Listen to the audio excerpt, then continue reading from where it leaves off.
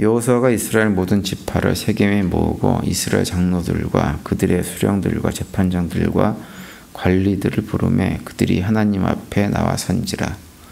여호수아가 모든 백성에게 이르되 이스라엘의 하나님 여호와께서 이같이 말씀하시기를 옛적에 너희 조상들 곧 아브라함의 아버지 나홀의 아버지 데라가 강 저쪽에 거주하여 다른 신들을 섬겼으나 내가 너희의 조상 아브라함을 강 저쪽에서 이끌어내어 가나안 온 땅에 두루 행하게 하고 그의 씨를 번성하게 하려고 그에게 이삭을 주었으며 이삭에게는 야곱과 에서를 주었고 에서에게는 세일산을 소유로 주었으나 야곱과 그의 자손들은 애굽으로 내려갔으므로 5절 다 같이요. 내가 모세와 아론을 보내었고 또 애굽에 재앙을 내렸나니 곧 내가 그들 가운데 행한 것과 같고 그 후에 너희를 인도하여 내었노라. 아멘.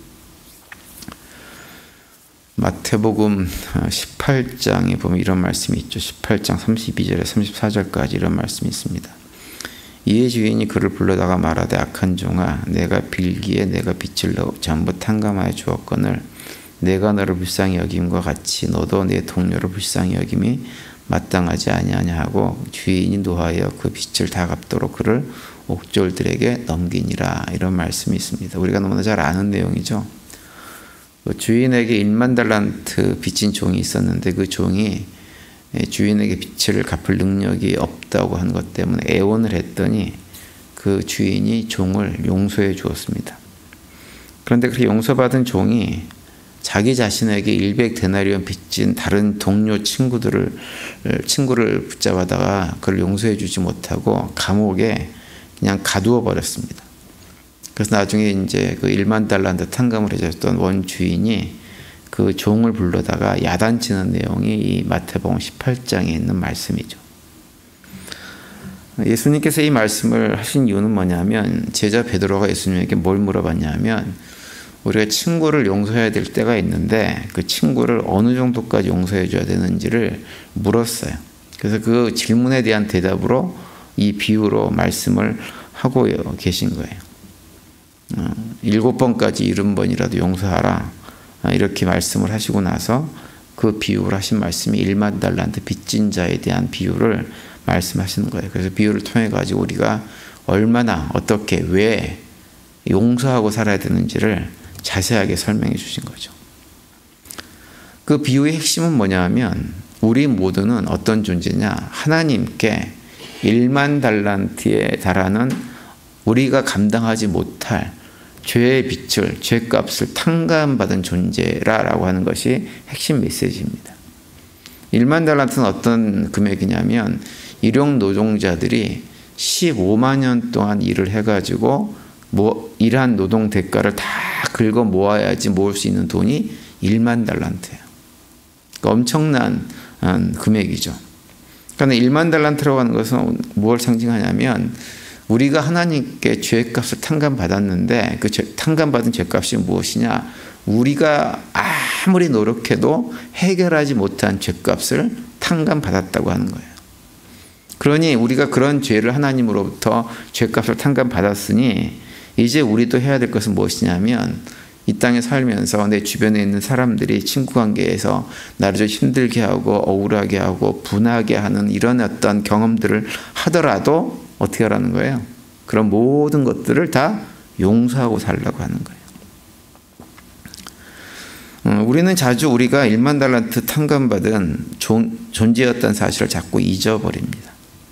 우리가 어떻게 하나님의 자녀가 됐는지 잊고 사는 거예요. 다시 말씀드리지만 우리 모두는 하나님의 은혜로 우리가 절대로 감당하기 힘든 죄의 삭슬을 탕감받은 그런 존재들입니다.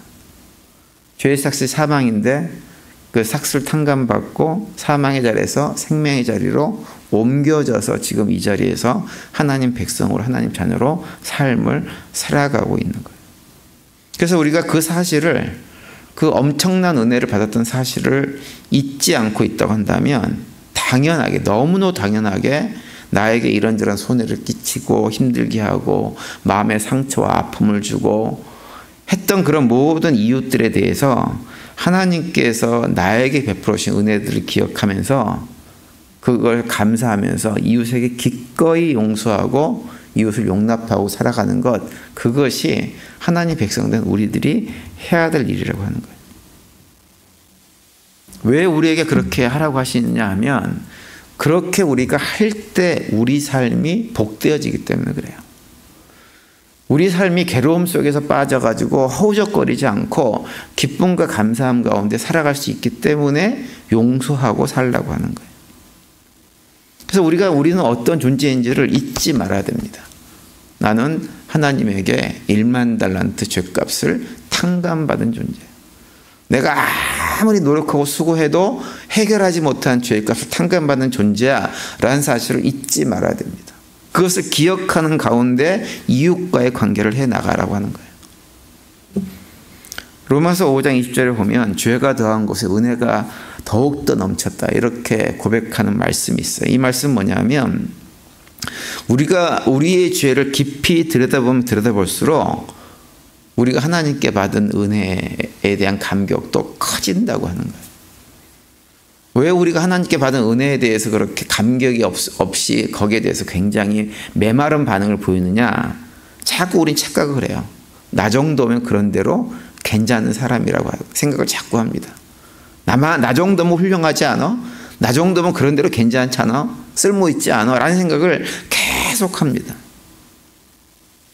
근데 로마서 5장을 읽어보면 하나님께서 저희들에게 율법을 주신 목적이 있는데, 그 목적이 뭐냐? 죄를 깨닫게 하기 위해서 주셨다라고 말씀을 하고 있어요. 그런데 그것은 단순하게 죄를 깨닫는 것 자체가 목적이 아니라 내가 어떤 존재인지를 깨달아 알고 죄가 더한 곳에 은혜가 넘쳤다라고 하는 말씀처럼 나 같은 죄인을 용서해 주신 하나님의 은혜에 대한 감격과 고백이 넘치는 삶을 살아야 된다고 하는 의미에서 율법을 하나님께서 우리에게 주셨다라고 하는 것을 기억하고 잊지 말라고 하는 것입니다. 우리가 그걸 기억하고 살아야 돼요. 그러면서 감사하고 하나님께 순종하고 용서하라고 하셨으니 용서하면서 사는 거예요. 오늘 본문에 보시면 여호수아가 이스라엘 백성들에게 무엇을 얘기하냐면 이스라엘 백성들의 뿌리가 무엇인지를 말씀합니다. 크게 두 가지 언급을 하는데요. 첫 번째 언급하고 있는 것은 뭐냐면 이스라엘 백성들은 본래 그 조상이 어떤 사람들이었느냐? 우상 숭배하고 하나님을 떠나 살았던 존재들이었다라고 하는 걸 얘기합니다. 그래서 그걸 잊지 말라고 하는 거예요. 그리고 그 과거가 부끄러운 과거예요. 부끄러운 과거고 폭로하면 괴로운 과거지만 괴롭더라도 잊지 말라고 하는 거예요. 그 사실 자체를. 그래서 2절에 이렇게 말씀하죠. 여호수아가 모든 백성에게 이르되 이스라엘의 하나님 여호와께서 이같이 말씀하시기를 옛적에 너희의 조상들 곧 아브라함의 아버지 나홀의 아버지 데라가 강 저쪽에 거주하여 다른 신들을 섬겼으나, 이렇게 말씀을 합니다. 이게 하나님께서 아브라함을 부르실 때 아브라함과 그의 아버지 데라가 하고 살았던 모습이라고 하는 거예요. 아브라함이 특별히 훌륭해가지고 의로운 사람이어서 그 가족이 특별히 뛰어나서 남들과 달라서 그를 부르신 것이 아니란 말씀입니다. 아브라함조차도 당시 사람들처럼 우상을 섬기고 살았을 뿐만 아니라 심지어는 그 아버지와 함께 우상을 만들어서 다른 사람들로 하여금 우상 섬기는 삶을 살도록 만드는 그런 역할을 하는 존재였다고 하는 거죠. 그래서 아브라함이 하나님께 부름을 받고 이스라엘 백성들이 아브라함의 후손으로 하나님 백성이 되었다고 해서 마치 자신들이 하나님 백성이 되지 못한 다른 민족과 비교해가지고 조금이라도 더 훌륭한 점이 있다고 스스로 착각하지 말라고 하는 거예요. 그 얘기를 하고 계시는 거예요. 그리고 또 한 가지는 말씀하는 건 뭐냐면 하나님께서 이스라엘을 어떻게 구원해 주셨는지를 기억하라고 말씀합니다. 5절에 보시면 내가 모세와 아론을 보내었고 또 애굽에서 재앙을 내렸나니 곧 내가 그들 가운데 향한 것과 같고 그 후에 너희를 인도하여 내었노라, 이렇게 말씀합니다. 이스라엘 백성들이 애굽에서 노예 생활을 하다가 거기서 벗어날 수 있었던 이유는 뭐냐면 철저하게 하나님의 능력과 은혜 때문에 그런 일이 벌어졌다고 하는 거예요. 그래서 여호수아가 강조하는 건 뭐냐면 하나님께서 모세와 아론을 너희를 위해서 보내주었고 하나님께서 너희를 위해서 이집트에 재앙을 내리셨고 하나님께서 너희들을 그곳에서 이끌어 내셨다라고 하는 것을 이 5절에서 강조하고 있는 거예요. 그렇기 때문에 지금 이스라엘 백성들이 가나안 땅을 정복하고 거기서 기업을 얻고 이 소망 가운데 살 수 있게 되는 이 모든 것들 다 무엇이냐? 하나님의 은혜임을 잊지 말라고 하는 거예요. 사도 바울은 고린도전서 15장에서 우리가 잘 아는 고백을 합니다. 15장 10절에 보시면 이렇게 고백하고 있죠. 그러나 내가 나 된 것은 하나님의 은혜로 된 것이니 내게 주신 그 은혜가 헛되지 아니하여 내가 모든 사도보다 더 많이 수고하였으나 내가 한 것이 아니요 오직 나와 함께 하신 하나님의 은혜로다. 이렇게 고백을 합니다. 저는 우리 교회 성도님들도 이 사도 바울이 고백했던 이 고백이 바로 나 자신의 고백으로 삼고 그를 고백하며 살아갈 수 있게 되기를 간절히 바랍니다. 사도 바울은 사도가 된 이후에 과거에는 예수 믿는 사람들을 학대하고 그들을 잡아다가 죽이고 하는 역할을 했던 사람이지만 회심하고 사도가 된 이후에 굉장히 많은 일들을 했던 사람이 사도 바울입니다. 근데 사도 바울이 그렇게 뛰어난 굉장히 많은 일을 했음에도 불구하고 자기가 감당했던 그 모든 일들이 자기의 능력으로 자기의 실력으로 자기가 뛰어나서 한 것이 아니라 다 하나님의 은혜였다. 이렇게 고백하고 있는 거죠.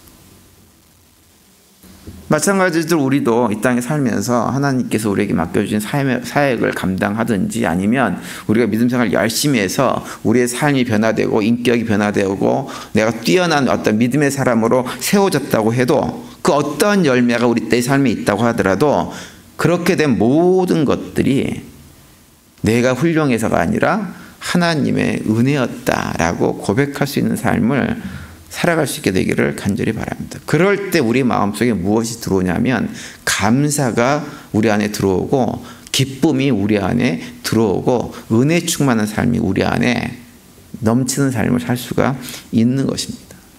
그렇지 않고 자꾸 그런 고백이 사라지고 그러면 자꾸 무엇이 생각나냐면 우리가 무엇인가를 사역을 감당하고 내 믿음이 좀 훌륭해지고 하면 할수록 항상 생각하는 것이 뭐냐면 본전 생각입니다. 내가 이렇게 수고했는데 사람들이 알아주지 않으면 그것 때문에 섭섭해하고 스스로 마음을 지옥으로 만들어가는 일들을 반복하는 거예요. 근데 반대로 내 마음속에 지금 나의 나 된 것은 다 하나님의 은혜다 라고 고백하면서 그것을 감사하고 살아가며 우리가 어떠한 사명을 감당하든지 내가 어떠한 모습으로 인격이 변화되고 삶이 변화되었든지 상관없이 우리 마음속에 늘 겸손함이 있게 되어지고 하나님께 감사하게 되어지고 은혜가 넘치는 삶을 살아가면서 환경과 관계없이 환경이 아무리 힘들고 어려워도 우리 삶은 참으로 복된 삶으로 세워지는 것입니다. 최근에 한국에서 비기독교인들에게 이따금 그런 조사를 해요. 비기독교인들에게 그 종교에 대한 선호도를 갖다가 조사를 했어요. 근데 선호도 조사에서 사람들이 가장 선호하는 종교가 무엇인가? 1등이 어디냐면 불교입니다. 불교. 2등이 어디냐면 천주교예요. 그럼 3등은 어딜까요? 기독교가 아니에요. 원불교라고 하는 종교입니다. 그리고 4등이 기독교예요. 우리 기독교가 원불교라고 하는 종교보다도 사람들이 더 선호하지 않는, 사실은 원불교는 뭐 하는 종교인지 사람들이 잘 알지도 못하는 종교인데 그런 종교보다도 선호를 하지 않는 종교가 되어져 있어요.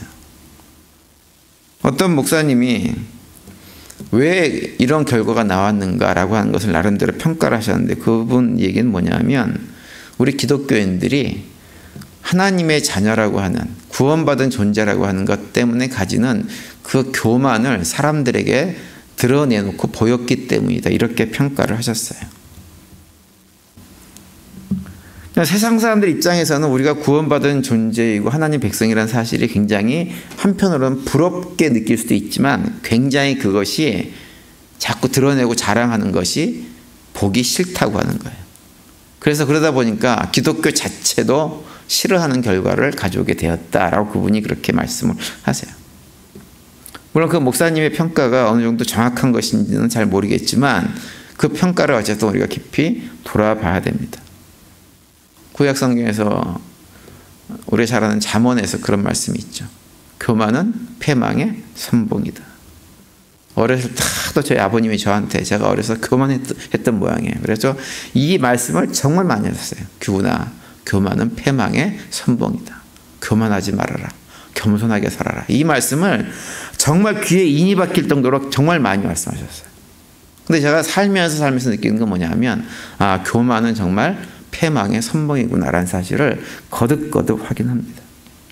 그래서 우리가 구원받은 죄인이라는 사실을 잊지 말고 겸손해야 됩니다.